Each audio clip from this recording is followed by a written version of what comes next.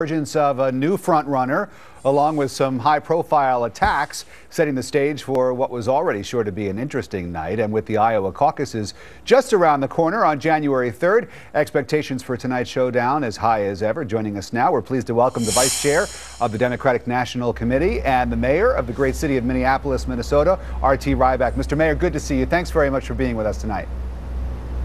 Happy to be here. Tropical in Iowa. So as a Democrat, I guess if you're watching this tonight, you're hoping, the rougher the better, right? Well, we'll see what they do. But I think one of the things I'm going to look for is to see if they can come up with any ideas that are about moving this economy forward anyway, except going back to the past. And I think we'll also be looking a lot for to see what Mitt Romney is going to be up to tonight. You know, this is a state with a lot of weather vanes, but even by Iowa standards, this guy's setting new records for flipping and flopping in the breeze. Mitt Romney's been for and against, everything's changing by the minute. And I think one of the reasons he's not catching on in Iowa is that people here want you to look him in the eye and tell him what you really think. And he seems to think you can do that a different way every day. Why do you think that the former speaker is having so much success at this stage of the game? Well, I think there's been an anybody but Romney movement in the Republican Party. Hey, I'm no expert on Republicans, but it's clear that Mitt Romney, who spent 5 years in Iowa and many millions of dollars over these past couple of years when he's been pretending he's not competing here, he's just not catching on. And I think people in our part of the country like you to walk up to the door, like to have an honest conversation. They size you up on whether you're real or not and whether you're going to stick with them or not. And it's just not selling here in Iowa for Mitt Romney, and I think that's one of the reasons why it's going to be tough for him to continue, especially when he's come in here and he's doing poorly, talking about what he's for, and so he's spending millions attacking Gingrich like he's spent millions attacking the president. You don't get to be president by saying what you don't want and then changing your mind 2 minutes later. I want to ask you about these attacks because I wonder if you think it helps President Obama to see the GOP field going after each other. I mean, you were a big supporter of President Obama. You were one of the first mayors, I think the first mayor to come out and support his campaign back in 2008, if I'm right about that.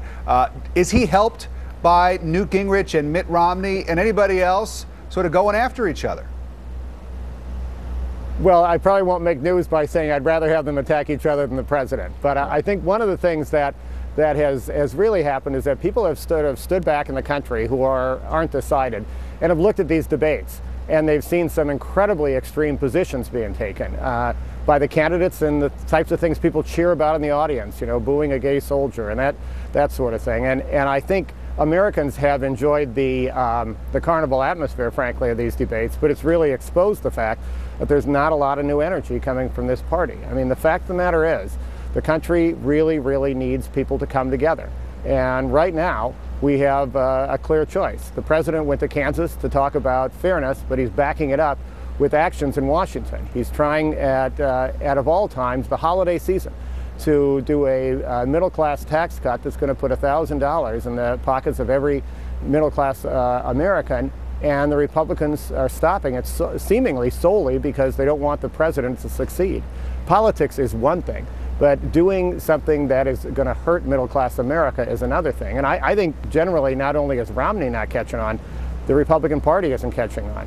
It worked at the midterms to be able to say, hey, we're not Obama, and then do everything to stop everything from happening. But the fact of the matter is, I don't think the Republican Party, and certainly these candidates, can walk into an election and have a record of saying that for 4 years what they did was say that they weren't Barack Obama. Meanwhile, the president, 21 straight months of job creation.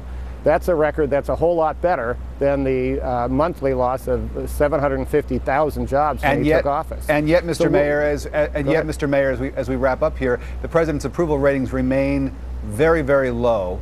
What can he do to turn that around for him in about 20 seconds? We're going to do exactly what we did to win Iowa and to get elected in this country. We're going to go door to door, look people in the eye, and say we're working hard for the middle class. The Republicans have stopped everything. We need to re-elect the president and a new Congress that's going to work with the president to put this country on the right track.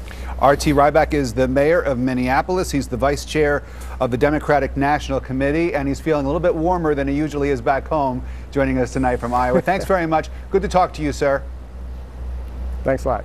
And fair and balanced, of course, as always, here on Fox. Tomorrow, my colleague Shannon Bream will interview Iowa GOP Chairman Matt Strawn and get his reaction to tonight's debate. And you can tune in for America's News headquarters out of D.C. tomorrow, noon Eastern Time. All right, all you parents out there, a segment that